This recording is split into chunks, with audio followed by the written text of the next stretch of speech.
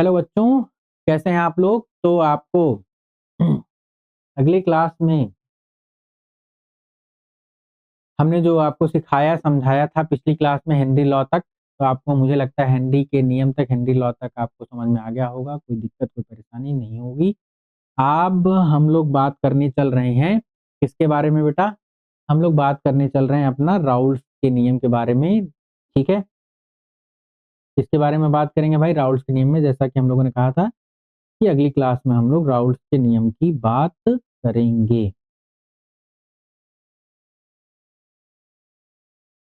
ठीक है, चलिए।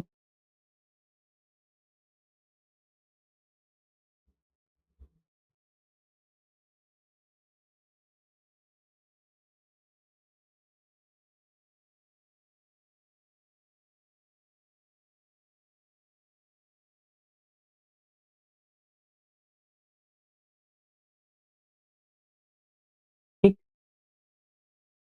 तो राउल्स लॉ की बात करते हैं। राउल्ट का नियम जो कि एग्जाम में काफी इंपॉर्टेंट है, आता भी है। ठीक है, तो राउल्ट के नियम की बात करते हैं। राउल्ट का नियम, ठीक है। राउल्स का नियम, राउल्स लॉ, ये बात करते हैं हम किसके लिए? दो द्रव द्रव के विलयन पर। किस पर बात कर रहे हैं भाई? द्रव द्रव के विलयन के लिए। ठीक है, और ये जो द्रव द्रव का विलयन है, इसमें जो दोनों द्रव हैं, ये द्रव जो है वो कैसे हैं? वाष्पशील है। कैसे द्रव है भाई? वाष्पशील है, मतलब इसको अगर आप गर्म करेंगे, हीट करेंगे, तो इनका वेपर वाष्प बनेगा, वेपर जनरेट होंगे। ठीक, तो जैसे देखिए, अगर वाष्पीकरण की प्रक्रिया को समझा जाए, ठीक है, इसको समझा जाए, वाष्पीकरण की प्रक्रिया को अगर हम समझें और इसको अगर हम एक क्लोज कंटेनर में समझें, बंद पात्र में समझें, तो मान लीजिए कि ये हमारा क्या है? एक क्लोज्ड कंटेनर है जिसमें कि लिक्विड भरा हुआ है। ठीक है, पहले समझते हैं कि वाष्प दाब क्या होता है, फिर राउल्ट के नियम पर आएंगे। ठीक है, तो ये हमारा लिक्विड है। ठीक, अब इस लिक्विड को जब हम हीट करेंगे, गर्म करेंगे, ठीक है, लिक्विड को क्या करेंगे? पहले मैं आपको समझाता हूँ वाष्प दाब। क्या समझाता हूँ भाई? वाष्प दाब, वेपर प्रेशर क्या चीज होता है? वेपर प्रेशर क्या चीज होता है, ये समझते हैं, तो लाउड स्लॉ अपने आप समझ में आएगा। ठीक, तो जब इस द्रव को हम गर्म करेंगे, हीट करेंगे, तो क्या होगा? इसको जब हम हीट करेंगे, गर्म करेंगे, ठीक है, से लैंप से, तो ये क्या होगा? इसके वाष्प बनेंगे, वेपर्स बनेंगे, और वो वेपर्स जो है वो क्या होंगे? यहाँ इकट्ठा होंगे, है कि नहीं? वो वेपर्स जो है वो यहाँ इकट्ठा होंगे। ठीक, और धीरे धीरे हम देखेंगे कि वो वेपर्स यहाँ भी धीरे धीरे करके इकट्ठा होते चले जाएंगे ना। अब ये जो वेपर्स हैं, ये वेपर्स क्या करेंगे? तो शुरू में क्या होगा कि जो लिक्विड के मॉलिक्यूल्स हैं, गर्म करने पर वो क्या होंगे? बाहर की तरफ जाएंगे और वेपर्स में कन्वर्ट होंगे। और कुछ देर बाद हम देखेंगे, जब हम पानी को गर्म करेंगे, हीट करेंगे, तो क्या होगा कि पहले पानी के मॉलिक्यूल्स जो है वो गर्म होकर के वाष्प में बदलना शुरू हो जाएंगे। ठीक है, लेकिन कंटेनर बंद है, जो वाष्प है वो बाहर निकल नहीं सकती है, तो वो क्या होगा कि उसी कंटेनर के, भाई बंद कंटेनर है तो जो वाष्प है वो उड़ेगी, बाहर निकलेगी, लेकिन वो बाहर जा नहीं सकती क्योंकि बंद पात्र में आप गर्म कर रहे हैं। तो क्या होगा कि जो गैस के मॉलिक्यूल्स हैं वो भी लिक्विड के सरफेस से क्या करेंगे? टकराएंगे। तो लिक्विड के सरफेस से टकराएंगे।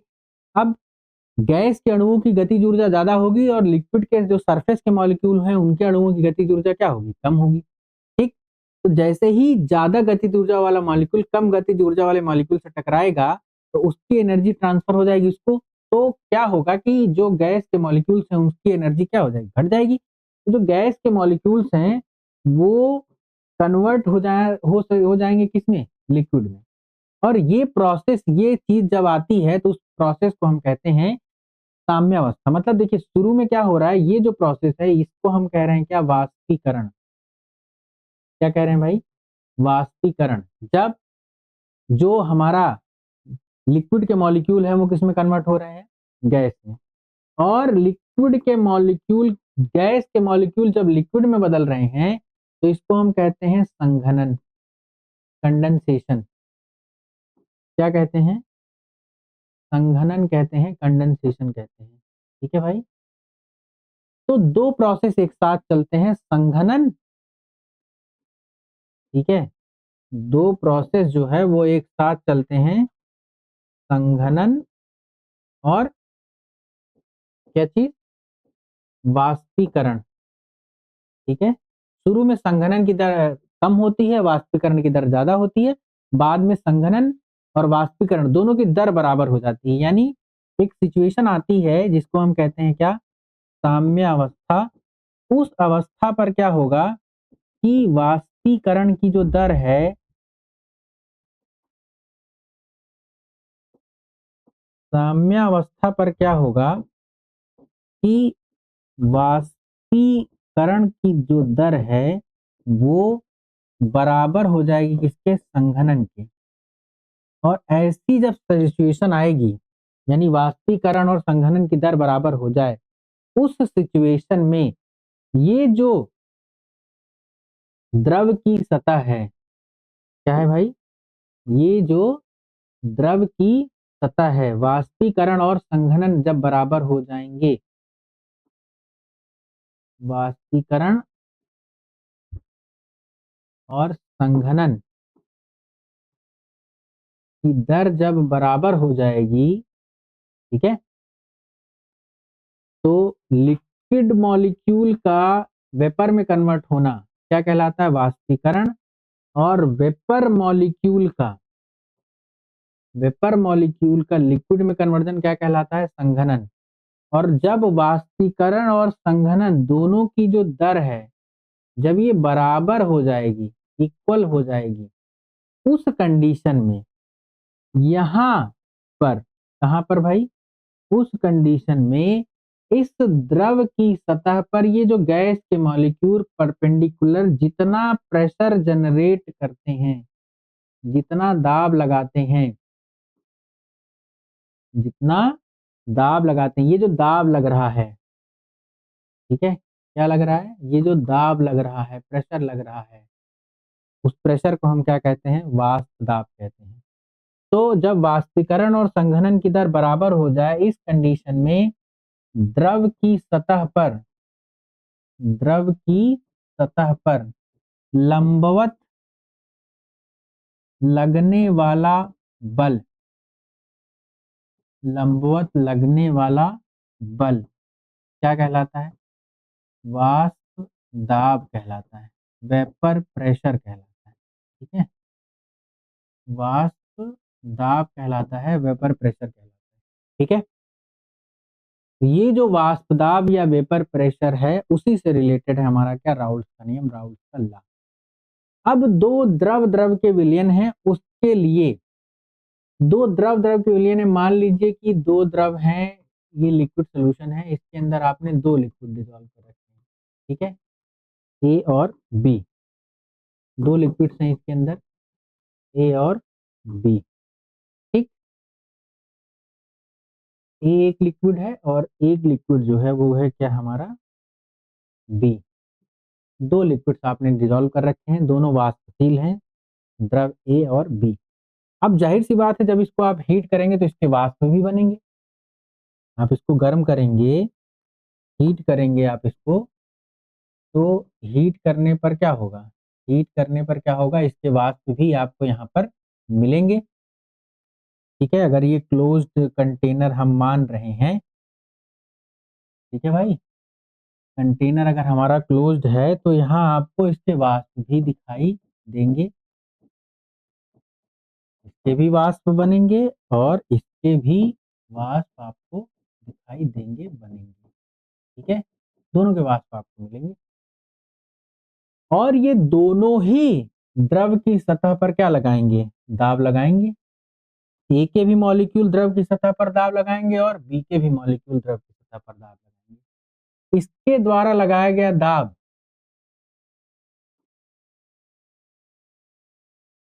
इसके द्वारा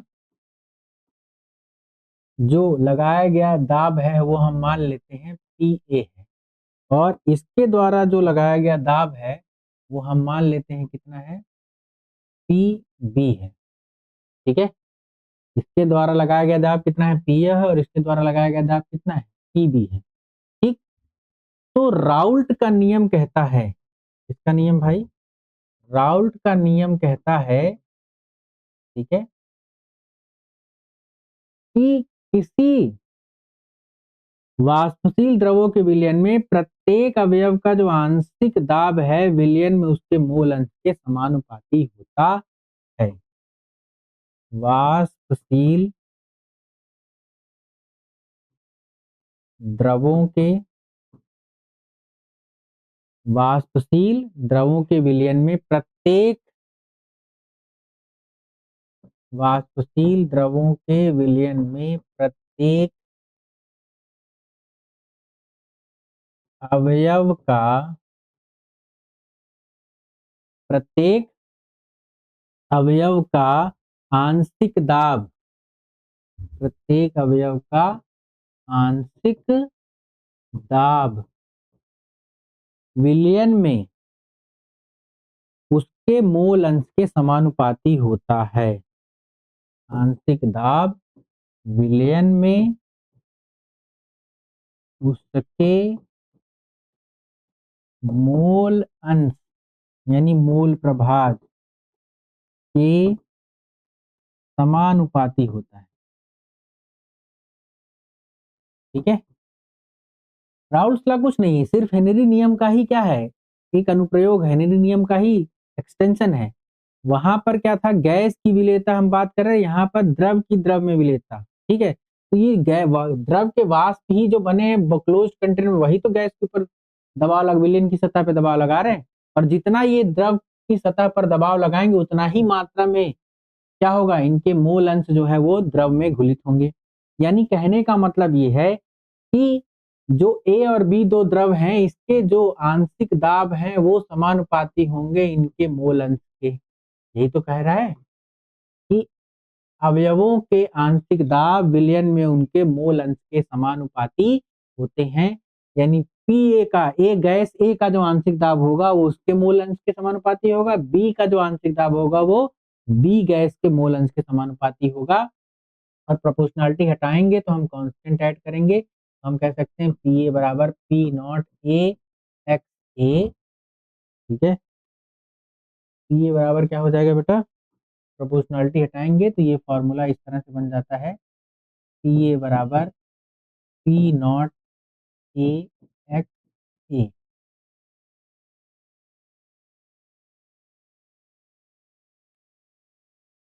पी ए बराबर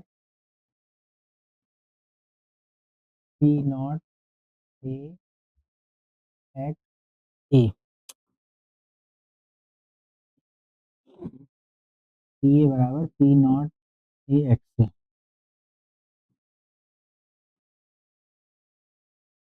P not A x A, और पी बी बराबर हो जाएगा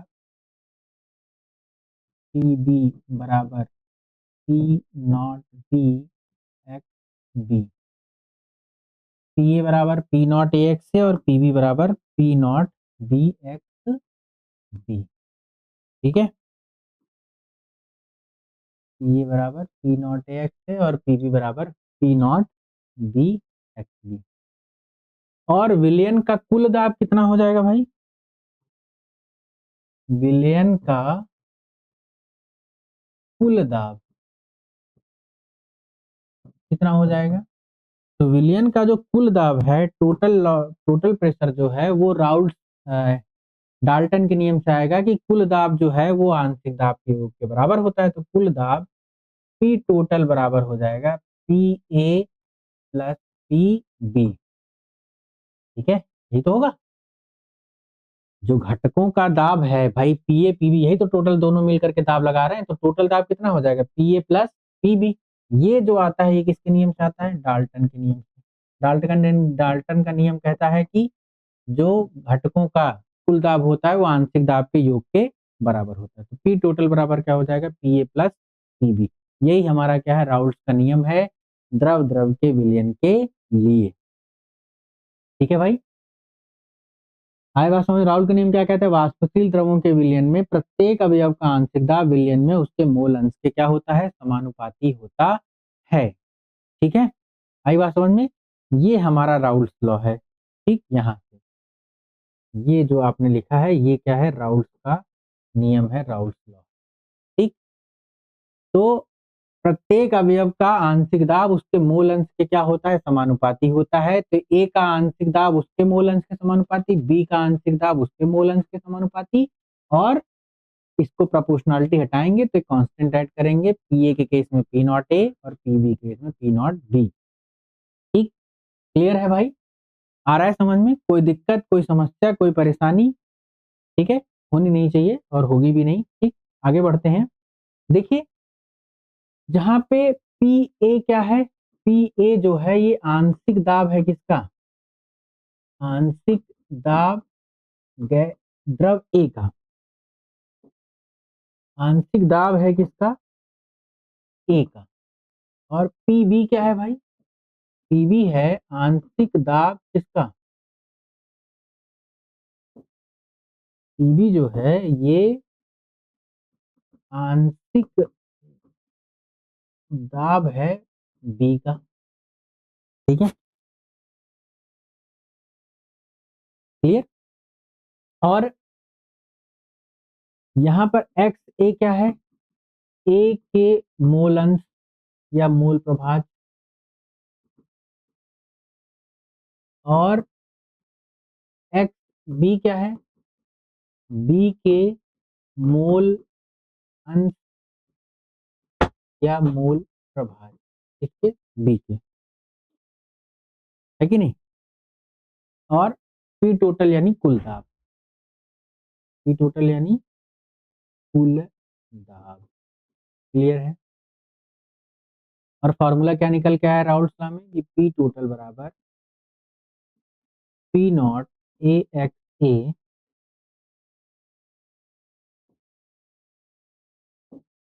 क्या फॉर्मूला निकल कर के आया भाई, फॉर्मूला निकल कर के आया विलियन का कुल दाब पी टोटल बराबर P not A x A plus P not B x B. ठीक है, यही फॉर्मूला निकल के आया, जहां पी नॉट ए क्या है, पी नॉट ए है शुद्ध अवस्था में, शुद्ध अवस्था में मतलब जब विलियन नहीं बनाया गया है, अकेले यही है, तो शुद्ध अवस्था में ए का दाब, वाष्प दाब, शुद्ध अवस्था में ए का वाष्प दाब। और पी नॉट बी क्या है भाई, तो पी नॉट बी क्या है, ये है शुद्ध अवस्था में, शुद्ध अवस्था में बी का वाष्प दाब। ठीक है, शुद्ध अवस्था में किसका वाष्प दाब, बी का वाष्प दाब। ठीक, तो देखिए भाई राउल्ट्स लॉ से क्वेश्चन आता है एग्जाम में, बोर्ड एग्जाम में आता है, अच्छे से आता है, तो हमें इसको अच्छे से करना पड़ेगा, इसका सवाल करना पड़ेगा। ठीक है, तो चलिए एक सवाल करते हैं राउल्ट्स नियम से। ठीक है, आइए क्वेश्चन करते हैं राउल्ट्स लॉ से रिलेटेड। ठीक, देखिए सवाल देखते हैं। ठीक,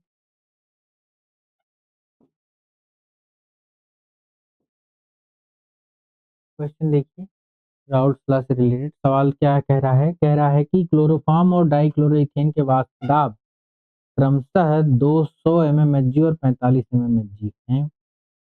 ठीक है, चलिए क्वेश्चन लिखते हैं। 298 केल्विन पर क्लोरोफॉर्म का फॉर्मूला क्या होता है बेटा, CH3 क्लोरोफॉर्म एवं डाइक्लोरोमेथेन एवं डाइक्लोरोमीथेन,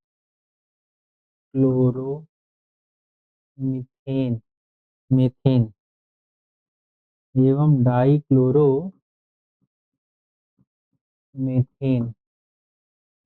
CH2Cl2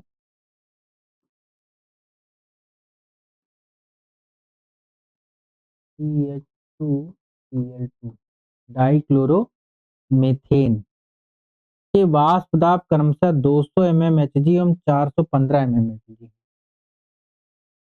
के वाष्प दाब क्रमशः 200 mmHg 200 mmHg एवं कितना भाई 415 mmHg है 415 mmHg है। ठीक है, कह रहा है कि यदि 25.5 ग्राम क्लोरोफॉर्म और 40 ग्राम CH2Cl2 को मिलाकर बनाए गए विलयन के वाष्प दाब की गणना कीजिए। क्या कह रहा है 25.5 ग्राम CH2Cl2 25.5 ग्राम डाइक्लोरोमीथेन एवं 40 ग्राम 25.5 ग्राम क्लोरोफॉर्म और 40 ग्राम CH2Cl2 25.5 ग्राम CHCl3 एवं 40 ग्राम CH2Cl2 डाइक्लोरोमीथेन को मिलाकर बने विलयन का वाष्प दाब ज्ञात कीजिए। विलयन का वाष्प दाब ज्ञात कीजिए, ये हमारा सवाल है। ठीक है भाई, तो चलिए हल करते हैं। बहुत आसान सवाल है, फॉर्मूला बेस्ड सवाल है। हमारे पास विलयन का क्या निकालना है भाई, वाष्प दाब। विलयन का कुल वाष्प दाब का फॉर्मूला P टोटल बराबर क्या है बेटा, P not A x A plus P not B x B. क्या क्या दिया है हमको सवाल में, तो देखिए P नॉट ए 298 के तार क्लोरोफॉर्म डाइक्लोरोमेथेन के वाष्प दाब क्रमशः आपको दिए गए हैं, यानी P नॉट CHCl3 हमको दिया गया है कितना 200 mmHg और हमको दिया गया है बेटा P नॉट डाइक्लोरोमीथेन CH2Cl2 का वैल्यू दिया गया है 415 mmHg। पता नहीं है तो क्या नहीं पता है, इनके मोल फ्रैक्शन XA और XB का वैल्यू नहीं पता है, कोई बात नहीं, लेकिन XA और XB का वैल्यू हम निकाल सकते हैं। कैसे निकाल सकते हैं, क्योंकि हम क्लोरोफॉर्म और डाइक्लोरोमीथेन दोनों के भार दिए गए हैं, और अगर हमको दोनों के भार दिए गए हैं, वेट दिया गया है, तो हम लोग मोल निकाल करके मोल फ्रैक्शन निकाल सकते हैं, है ना भाई। चलिए मोल निकाल लेते हैं। तो अगर हम मोल निकालते हैं CHCl3 के, तो मोल बराबर क्या होगा, भार बटे अणुभार। भार कितना दिया है भाई 25.5। अणुभार निकालेंगे तो कार्बन के 12, हाइड्रोजन का 1 और क्लोरीन का 35.5, और 3 क्लोरीन है तो 35.5 इंटू 3 टोटल करेंगे। ठीक है, तो ये आएगा 85 और 119.5 कितना आएगा बेटा 119.5 डिवाइड कर दीजिए तो ये वैल्यू आ जाएगी, कितनी आ जाएगी, क्लोरोफॉर्म के मोल 0.0213। और अगर हम मोल निकालते हैं CH2Cl2 के, तो भार बटे अणुभार क्या होगा, भार कितना दिया है 40 ग्राम, अणुभार कितना है, कार्बन का 12, हाइड्रोजन का 2 14 और क्लोरीन का 35.5, 2 है तो 35 गुना 70 यानी 71 और 14, तो ये हो जाएगा 85। ठीक है, कितना हो जाएगा 85, डिवाइड कर लीजिए तो ये आ जाएगा हमारा कितना 0.47। 0.47 ये आ गया क्लोरोफॉर्म और डाइक्लोरोमीथेन के क्या आ गए, मोल आ गए। अब क्लोरोफॉर्म और डाइक्लोरोमीथेन के मोल आ गए तो मोल अंश भी निकल जाएंगे भाई। ठीक है, मोल अंश कैसे निकलेंगे, कुल मोल कितना हो जाएगा, कुल मोल, तो कुल मोल बराबर हो जाएगा, इन दोनों को जोड़ दीजिए, टोटल कितना आ जाएगा। ठीक है, ये टोटल आ जाएगा 0.683 ना, 0.213 प्लस 0.47 0.683, ये आ जाएंगे टोटल मोल। हमें चाहिए मोल प्रभाज, तो मोल प्रभाज बराबर होता है क्या भाई, मोल बटे कुल मोल, यही होता है मोल प्रभाज। किसका चाहिए, क्लोरोफॉर्म का, तो अगर CHCl3 का चाहिए तो CHCl3 के मोल ऊपर रखेंगे 0.213 अपॉन 0.683, और CH2Cl2 के चाहिए डाइक्लोरोमीथेन के तो 0.47 अपॉन 0.683 मोल बटे कुल मोल। ठीक है, यही करेंगे। ठीक, तो डाइक्लोरोमीथेन के मोल प्रभाज कितने आ जाएंगे, 0.688, और इसके आ जाएंगे 0.32, इसके आ जाएंगे 0.688, और इसके आ जाएंगे 0.312। ये आगे हमारे पास क्या, मोल प्रभाज क्लोरोफॉर्म और किसके आगे भाई, मोल प्रभाज आ गए किसके, क्लोरोफॉर्म के और डाइक्लोरोमीथेन के। अब हमको चाहिए क्या, कुल दाब, पी टोटल, तो पी टोटल निकाल लेंगे, फॉर्मूला रखिए। ठीक है, यहां तक समझ में आया। ठीक है, फिर से देखिए, सबसे पहले क्या करेंगे भाई, यहाँ से देखिए ध्यान से, हमें सवाल में क्या दिया गया है, हमें सवाल में क्लोरोफॉर्म के वेट दिए गए हैं और डाइक्लोरोमीथेन का वेट दिया गया है और उनका शुद्ध अवस्था में वाष्प दाब दिया गया है। हमको चाहिए कुल दाब, तो कुल दाब के लिए हमारे पास फॉर्मूला होगा पी टोटल बराबर P not A x A plus P not B x B. लेकिन हमको मोल प्रभात चाहिए ए और बी, यहाँ पर क्लोरोफॉर्म और डाइक्लोरोमीथेन है तो दोनों के मोल प्रभात चाहिए। मोल प्रभात निकालने के लिए हमें जो भार दिया गया है हमें उसको पहले मोल में बदलना पड़ेगा। तो यहाँ देखिए, सबसे पहले हम लोगों ने भार बटे अणुभार से क्या निकाला, मोल, मोल आ गए। फिर हमने क्या निकाला, मोल प्रभाज क्लोरोफॉर्म और डाइक्लोरोमीथेन के मोल प्रभाज आ गए।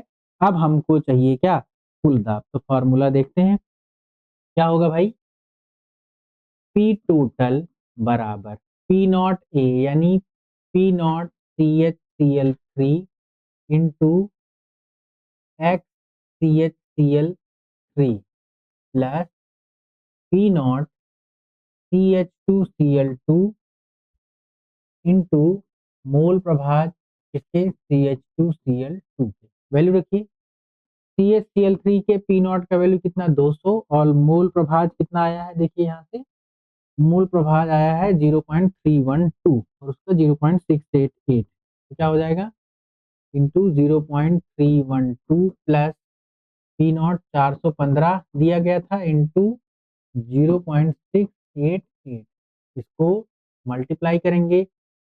ठीक है, और ऐड करेंगे तो कुल दाब कितना आ जाएगा, कुल दाब आ जाएगा भाई,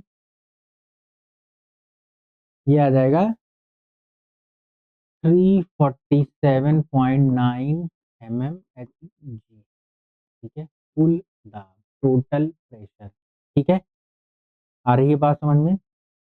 तो आपको बस बहुत आसान सिंपल सवाल होता है। ठीक है, मूल प्रभाज निकालना आपको पहले सिखाया गया है, मूल प्रभाज निकाल लीजिए और आपको शुद्ध अवस्था में दाब दिए जाएंगे तो आप आसानी से इसके मूल अंश की गणना कर सकते, कुल दाब की गणना कर सकते हैं। ठीक, फॉर्मूला आपको याद रहेगा तो बहुत आसानी से आप चीजें कर सकते हैं।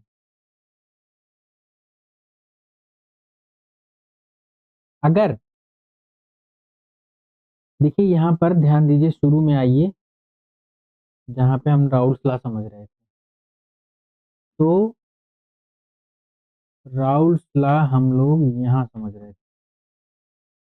तो देखिए यहाँ पर जो हम लोग राउल्स लॉ समझ रहे थे, तो यहाँ पर देखिए क्या है कि जब हम द्रवों को गर्म कर रहे थे तो वाष्प ये बन रहा था इनका, तो अब इनके जो वाष्प बनेंगे तो गैस अवस्था में जो मोल अंश होंगे और वाष्प अवस्था में जो मोल अंश होंगे वो एक जैसे नहीं हो सकते। ठीक है, हो भी सकते हैं नहीं भी हो सकते। यानी वाष्प अवस्था में मोल अंश जो है वो ए का जो मोल फ्रैक्शन है, मोल प्रभाज है, वो कम ज्यादा हो सकता है विलियन से, और बी के भी मोल प्रभाज विलियन में ज्यादा हो सकते हैं, वाष्प अवस्था में कम हो सकते हैं, या यहाँ ज्यादा हो सकते हैं, यहाँ कम हो सकते हैं। यानी वाष्प अवस्था में अगर आपसे मूल प्रभाज निकालने को कह दिया जाए कि ए और बी के वाष्प अवस्था में मूल प्रभाज निकालनी है, तो कुछ नहीं करना है, कुल दाब निकालने के बाद डाल्टन लॉ लगा देंगे कि आंशिक दाब बराबर जो है वो मूल प्रभाज इंटू कुल दाब होता है। ठीक है, देखिए क्या कह रहा हूं मैं, यहाँ पर फॉर्मूले से देखिए। ठीक, अगर आपसे क्या कहा जाए वाष्प प्रावस्था में मूल अंश निकालने के लिए कहा जाए, वाष्प प्रावस्था में घटकों के मूल अंश या मूल प्रभाज निकालने के लिए आपसे कहा जाए, तो अगर वाष्प प्रावस्था में जो घटक हैं उसके मूल अंश या मूल प्रभाज, उसको थोड़ा चेंज कर लेते हैं, वहां पे एक्स से रिप्रेजेंट कर रहे थे तो यहाँ वाई कर लेते हैं, Y A and Y B आपको निकालना हो वाष्प प्रावस्था में मूल प्रभाज, अगर आपको निकालना हो तो वाष्प प्रावस्था में जो मूल प्रभाज है वो कैसे निकलेगा, आंशिक दाब बटे कुल दाब।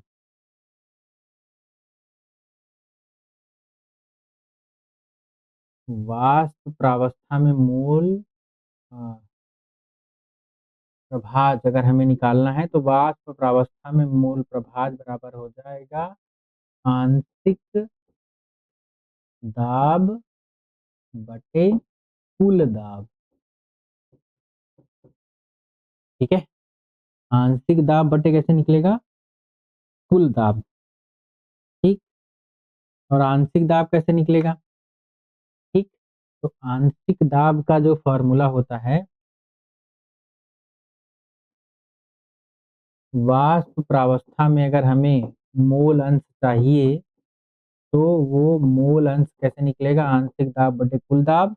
और आंशिक दाब कैसे निकलेगा, तो आंशिक दाब बराबर होगा मूल प्रभाज इंटू कुल दाब, मूल प्रभाज इंटू कुल दाब। मतलब पार्शियल प्रेशर ऑफ ए अगर हमें निकालना है तो x A into P total. ठीक है, और अगर x partial pressure of B चाहिए, ठीक है, पार्शियल प्रेशर ऑफ बी चाहिए, पी बी, तो ये क्या हो जाएगा, x B into P total.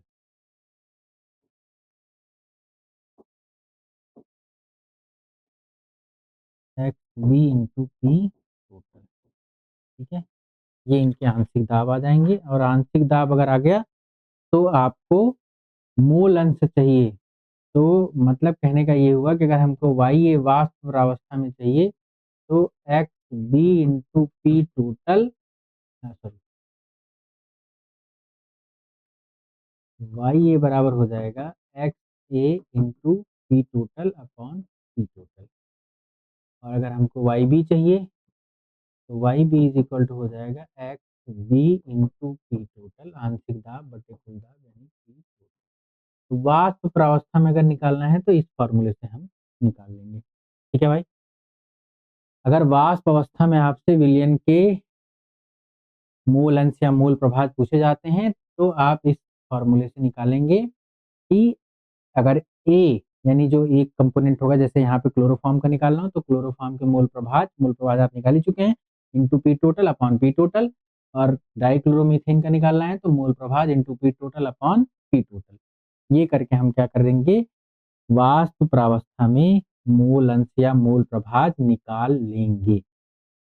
Clear है बात, कोई दिक्कत है, कोई समस्या? आई थिंक कोई समस्या कोई दिक्कत नहीं आनी चाहिए। इस तरह का सवाल बोर्ड एग्जाम में पूछा गया है, आता है। आप पाठ्य निहित प्रश्न में जो बोर्ड एग्जाम के लिए सवाल दिया गया है एनसीईआरटी में, आप उसको हल कर लीजिएगा, सॉल्व कर लीजिएगा, जरूर से जरूर कर लीजिएगा, बहुत इंपॉर्टेंट है और एग्जाम में आता है। क्लियर है ये बात, कोई समस्या कोई दिक्कत आई थिंक नहीं होनी चाहिए और नहीं होगी। ठीक है, चलिए अब बात करते हैं हम आदर्श और अनादर्श विलयन की। किसकी बात करते हैं भाई? आदर्श और अनादर्श विलयन, आइडियल सॉल्यूशन और नॉन आइडियल सॉल्यूशन। आदर्श विलयन और अनादर्श विलयन, आइडियल सॉल्यूशन और नॉन आइडियल सॉल्यूशन। ठीक है, देखिए आइडियल सॉल्यूशन क्या होता है? वो सॉल्यूशन जो हर ताप दाब की अवस्था में सभी ताप एवं दाब की अवस्था में सभी ताप एवं दाब की अवस्था में राउल्ट के नियम का पालन करता है। राउल्ट के नियम का पालन करता है, वो कहलाता है आदर्श विलयन। और जो राउल्ट के नियम का पालन नहीं करता, राउल्ट के नियम का पालन नहीं करता, वो क्या कहलाता है? अनादर्श विलयन कहलाता है। आइडियल सॉल्यूशन मतलब जो राउल्ट्स के नियम का फॉलो करता है, और नॉन आइडियल सॉल्यूशन मतलब जो राउल्ट्स के नियम को फॉलो नहीं करता है। ठीक, तो अगर आदर्श विलयन के लिए हम मोल अंश और क्या कहते हैं वाष्प दाब में अगर हम ग्राफ खींचें, इसके लिए आदर्श विलयन के लिए मोल अंश और वाष्प दाब में अगर हम ग्राफ खींचते हैं, तो आदर्श विलयन के लिए मोल अंश और वाष्प दाब के बीच जो ग्राफ बनेगा वो ऐसा बनेगा।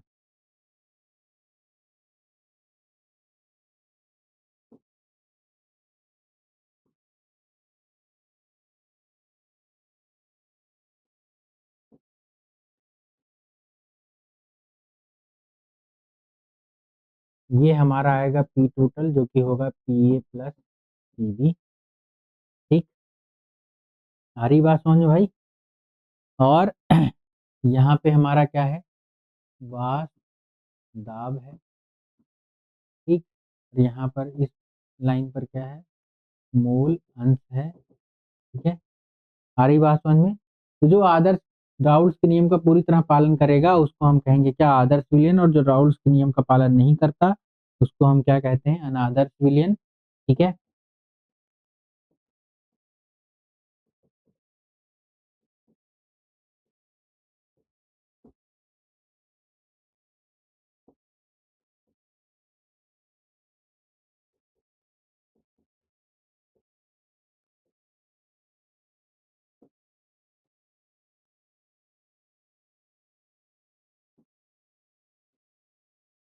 ठीक।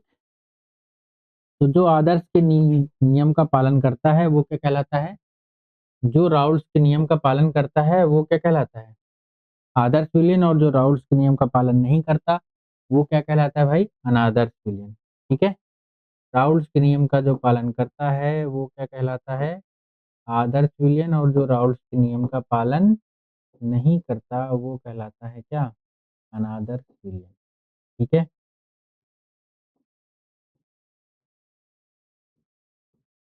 ये ग्राफ पीबी के लिए, ये ग्राफ पीए के लिए, पी टोटल जो है पीए प्लस पीबी के बराबर होगा।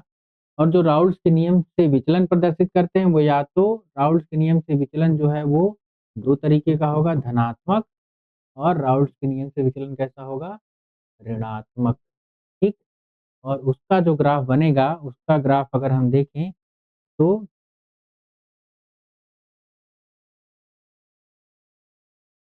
आदर्श विलयन के लिए ग्राफ क्या है भाई? ठीक है, वो ऐसा है।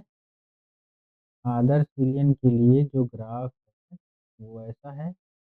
अब इसी आदर्श विलयन से क्या करते हैं? या तो धनात्मक विचलन प्रदर्शित करते हैं या तो ऋणात्मक। धनात्मक विचलन प्रदर्शित करेंगे तो ऐसा मिलेगा। ठीक है, ये क्या है? ग्रीन क्या है? धनात्मक विचलन प्रदर्शित कर रहा है।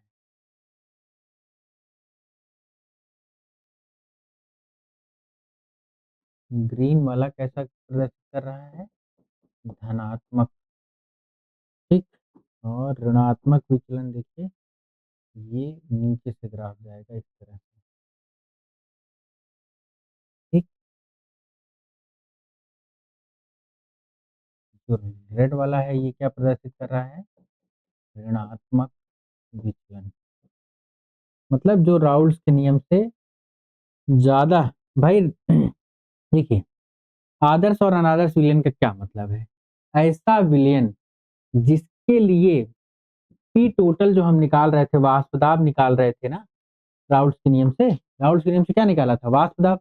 तो राउल्स के नियम से जो वाष्प दाब हम निकालें, कैलकुलेट करके निकालें, तो पी कैलकुलेशन का जो वैल्यू है इक्वल होना चाहिए पी एक्सपेरिमेंटल का। मतलब अगर हम एक्सपेरिमेंट से वाष्प दाब नापें उसका मान और कैलकुलेशन से, ये फॉर्मूले से P total is equal to P not A x A plus P not B x B, इससे जो वैल्यू आना चाहिए पी कैलकुलेशन से, मतलब P not A x A plus P not B x B, इससे जो वैल्यू आनी चाहिए वो एक्सपेरिमेंटल मान के क्या हो, बराबर हो, तो हम कहेंगे कि वो आदर्श विलयन है। और जिसमें पी कैलकुलेटेड का जो वैल्यू है वो कम हो पी एक्सपेरिमेंटल से, या पी कैलकुलेटेड का जो वैल्यू है वो ज्यादा हो किससे, पी एक्सपेरिमेंटल से, तो उसको हम कहेंगे क्या, कैसा विलयन है वो, अनादर्श विलयन है। राउल्ट के नियम से जो हम वाष्प दाब निकालें वो कम ज्यादा आए तो हम कहेंगे अनादर्श है, और अगर राउल्ट के नियम से जो वाष्प दाब निकालें और प्रायोगिक मान से जो वाष्प दाब निकले दोनों का वैल्यू बराबर हो तो उसको हम कहेंगे आदर्श विलयन, उसको हम कहेंगे आदर्श विलयन। अगर बराबर है और अगर बराबर नहीं है, कम है ज्यादा है, तो उसको हम कहेंगे अनादर्श विलयन। अगर पी कैलकुलेटेड का मान ज्यादा आ रहा है तो उसको हम कहेंगे वो क्या प्रदर्शित कर रहा है, धनात्मक विचलन प्रदर्शित कर रहा है राउल्ट के नियम से। और अगर पी कैलकुलेटेड का वैल्यू कम आ रहा है तो इसको हम कहेंगे ये क्या प्रदर्शित कर रहा है, ऋणात्मक विचलन प्रदर्शित कर रहा है राउल्ट के नियम से।